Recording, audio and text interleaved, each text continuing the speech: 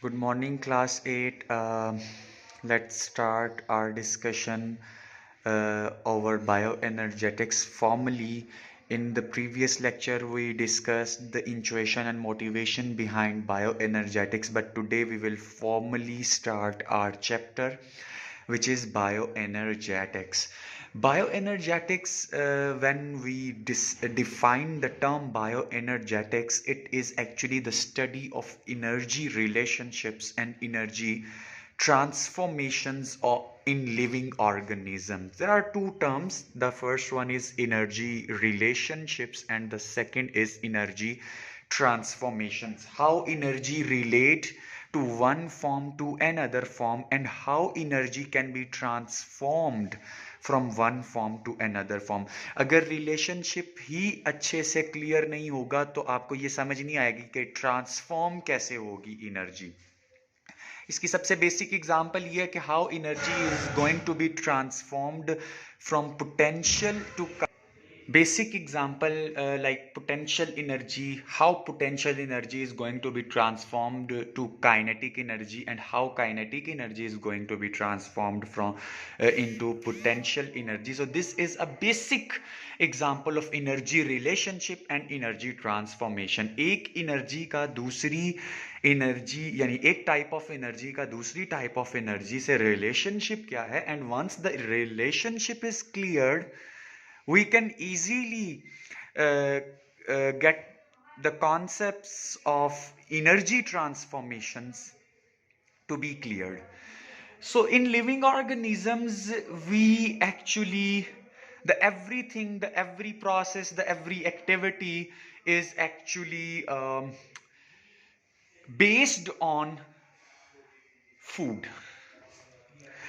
दुनिया की कोई भी क्रिएचर, दुनिया की कोई भी क्रिएशन सर वो इस चीज पे चल रही है, फूड पे. And what is the reason? Because food have bonds, atomic bonds, like peptides हैं, लिपिड्स हैं, प्रोटीन्स हैं. So every peptide, lipid, proteins, enzymes, vitamins, all they have bonds, chemical bonds. And there is a process called metabolization, which is actually the processing or breaking of foods in stomach. जब आप food जो है वो जिसे digestion का process भी कहते हैं, असल में वो फूड की मेटाबॉलिक रिएक्शंस हो रहे होते हैं आपके स्टमक में, और उन मेटाबॉलिक रिएक्शंस की वजह से फूड के वो जो बॉन्ड्स हैं, उन बॉन्ड्स में पोटेंशियल एनर्जी स्टोर होती है. और जब मेटाबॉलिक रिएक्शन से वो बॉन्ड्स टूटते हैं तो वो पोटेंशियल एनर्जी जो उन बॉन्ड्स के दरमियान में स्टोर हुई होती है, that is released in the form of a large amount of kinetic energy. And that large amount of kinetic energy is actually to be divided or to be transformed into two different parts. The first one is released as heat. That's why when you run and run and run, तो आपके body में आपको heat महसूस होती है, पसीना आ जाता है आपको. That is just because of the metabolic reactions that have started when you start running. That metabolic reactions, क्योंकि आपके बॉडी ने चलना है, आपके बॉडी ने रन करना है, मसल्स को रनिंग के लिए एनर्जी की जरूरत है, और एनर्जी बॉडी में फूड की सूरत में ही स्टोर हुई है. तो बॉडी को एनर्जी चाहिए, वो फूड को तोड़ना शुरू करता है, मेटाबॉलिक रिएक्शन स्टार्ट करता है. ठीक है, फूड जब टूटती है, बॉन्ड्स ब्रेक होते हैं, तो हीट प्रोड्यूस हो जाती है. दैट्स वाई आपको पसीना आता है. चलने भागने की वजह से जो मसल्स को एनर्जी रिक्वायर है वो फूड से मिलनी होती है, और फूड से एनर्जी जब निकलती है तो वो एक हिस्सा उसका हीट में कन्वर्ट होता है, दूसरा हिस्सा स्टोर हो जाता है एज अ बैकअप के तौर पे. और वो बॉडी के अंदर जो बैकअप है, एनर्जी बैकअप, वो है एटीपी, एडिनोसिन ट्राइफॉस्फेट.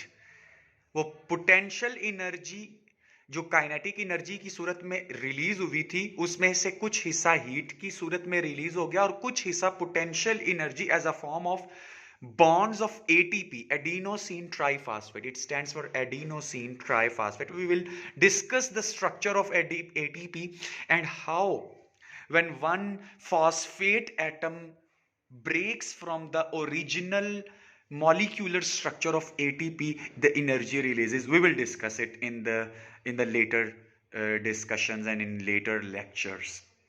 सो अभी तक की डिस्कशन का कंक्लूजन ये है कि फूड के मेटाबॉलिक रिएक्शन की वजह से वो बॉन्ड्स जो फूड में एग्जिस्ट करते हैं वो टूटते हैं, उन बॉन्ड्स में पोटेंशियल एनर्जी होती है और वो पोटेंशियल एनर्जी एक बहुत बड़ी अमाउंट ऑफ काइनेटिक एनर्जी की सूरत में रिलीज होती है और उस रिलीजन या उस एनर्जी रिलीजिंग का जो फैक्टर है, ये जो कॉन्सेप्ट है वो दो हिस्सों की सूरत में, दो सूरतों में हमारे सामने आता है. Number 1 heat and number 2 bonds of ATP के वो बैकअप के तौर पे स्टोर कर ली जाती है. जो हमारे ऑर्गेनिज्म या हमारे सेल का जो बैंक है, स्टेट बैंक सर, उसकी करेंसी ये एटीपी है, एडिनोसिन ट्राइफॉस्फेट. ये जिस तरह हमारे पास जो है वो बॉन्ड्स होते हैं सर, यहाँ पे भी बॉन्ड्स होते हैं, एटीपी बॉन्ड्स होते हैं, एडिनोसिन ट्राइफॉस्फेट. ठीक है. Hope you understand the lecture. If you have any question let me know about it.